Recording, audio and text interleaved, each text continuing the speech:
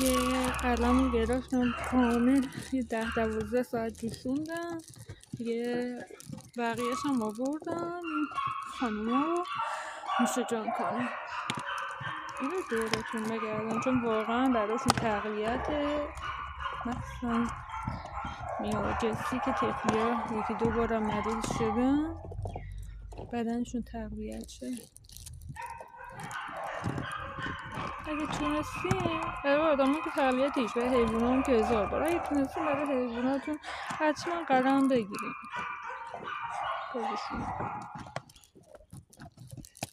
نوش جانتون مامان.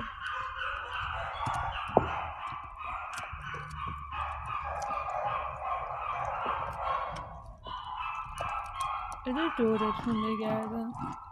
عشق مامان، نفسای شما مامان نفسای منه. نوش جونتون.